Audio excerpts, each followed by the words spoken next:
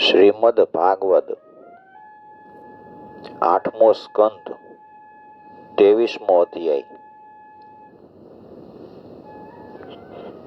બલિનું બંધનમાંથી મુક્ત થવું અને સૂતલ લોકમાં જવું.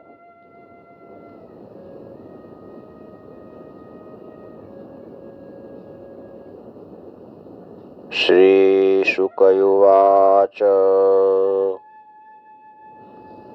ઇત્યુક્તવન્तं પુરુષં પુરાતનં મહાનુભાવો અખિલ સાધુ સંમતઃ બદ્ધાંજલિર્બાષ્પકલાકુલેક્ષણો ભક્ત્યુદગલો ગદગદયા ગિરા બ્રવીત.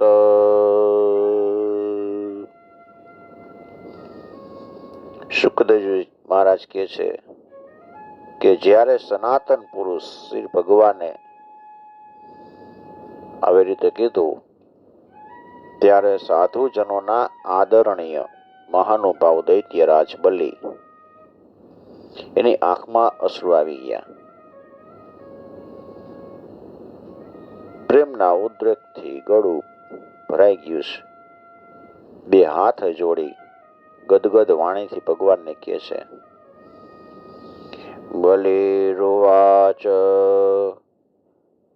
અહો પ્રાણામાય કૃત સમુત્તમ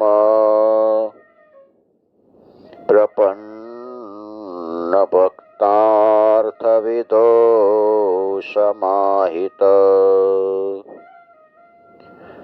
યલ્લોકપાલે સ્ત્વદનુગ્રહો મરે લબ્ધ પૂર્વોપસદે સુરર્પિત.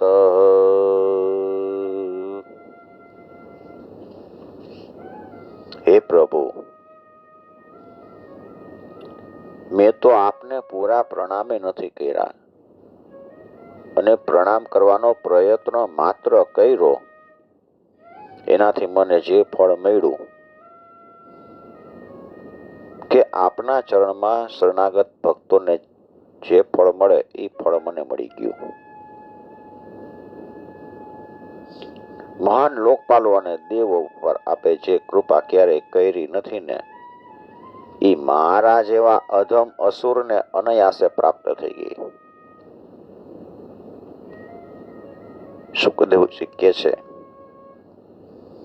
આમ કહેતા જ બલિ વરુણ પાસમાંથી મુક્ત થઈ ગયા અને પછી એમણે ભગવાન બ્રહ્માજી અને શંકરને પ્રણામ કરે છે. ત્યાર પછી અત્યંત પ્રસન્નતાથી અસુરોની સાથે સૂતલ લોક તરફ પ્રયાણ કર્યું. આવી રીતે ભગવાન બલિ પાસેથી બધું સ્વર્ગનું રાજ્ય મેળવી અને ઇન્દ્રને સોંપ્યું. અદિતિની જે કામના હતી એ કામના પૂરી કરી અને પોતે ઉપેન્દ્ર બનીને સમસ્ત વિશ્વનું શાસન કરવા લાગ્યા. પ્રહલાદજીએ જોયું કે મારા વંશધારક પૌત્ર રાજા બલિ બંધનથી મુક્ત થઈ ગયા અને એને ભગવાનનો કૃપા પ્રસાદ મળી ગયો છે. ત્યારે તેઓ ભાવવિભોર થઈ ગયા અને એ સમયે ભગવાનની સ્તુતિપૂર્વક પ્રાર્થના કરે છે. પ્રહલાદયુવાચ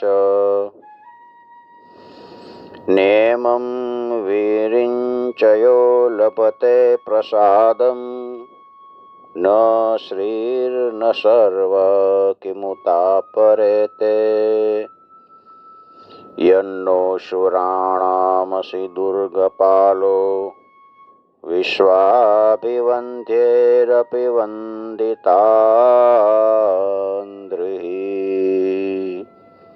પ્રભુ, આ આપનો કૃપા પ્રસાદ તો બ્રહ્માજી, લક્ષ્મીજી અને શંકરજીને ક્યારે નથી મળ્યો, તો બીજાને મળવાની વાત શું? ઓહો, જેના ચરણોની વંદના વિશ્વવંદ્ય બ્રહ્માજી વગેરે કરતા રહીએ છે, એ આપ અમારા જેવા અસુર એના દુર્ગપાળ કોટવાળ થઈ ગયા.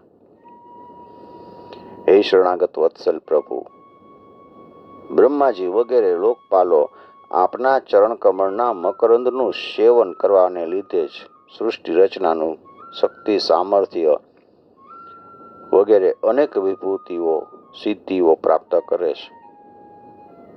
જ્યારે અમે તો જન્મથી જ ખલ, દુષ્ટ અને કુમાર્ગગામી છીએ, છતાંય તમે અમારા ઉપર આપની આવી અનુગ્રહપૂર્વક દ્રષ્ટિ કરી આપ અમારા દ્વારપાળ બની ગયા.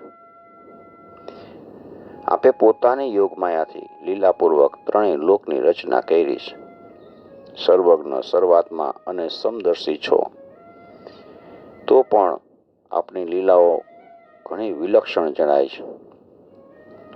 આપનો સ્વભાવ કલ્પવૃક્ષ જેવો છે, કારણ કે આપ પોતાના ભક્તોના પ્રિય છો, અને એ કારણે ક્યારેક ક્યારેક ઉપાસકો પ્રત્યે આપનો પક્ષપાત અને આપનાથી વિમુખ જનો પ્રત્યે આપની નિર્દયતા જોવા મળે છે. શ્રી ભગવાન ઉવાચ વત્સ પ્રહલાદ ભદ્રમ તે પ્રયાહિ સુતલાલયમ મોદમાનઃ સ્વપૌત્રેણ જ્ઞાતિનાં સુખમાવહ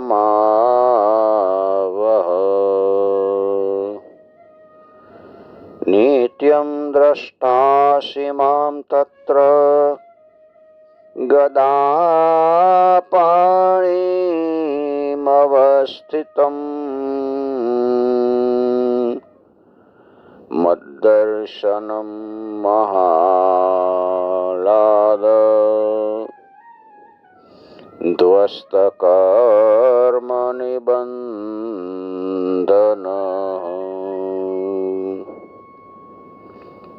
ભગવાન કે છે, વત્સ પ્રહલાદ, તારું કલ્યાણ થાય. હવે તમે સૂતલ લોકમાં જાઓ. ત્યાં તમારા પૌત્ર બલિ સાથે તમે રહી અને જાતિ બંધુઓને તમે સુખી કરો. ત્યાં તમે મને સદૈવ ગદા હાથમાં ધારણ કરેલું જોશો, અને મારા દર્શનના પરમાનંદમાં તમે મગ્ન બની રહેવાને કારણે તમારા સમસ્ત કર્મના બંધન નષ્ટ થઈ જશે. પ્રહલાદજીને પણ સૂતલ લોકમાં મોકલાશે.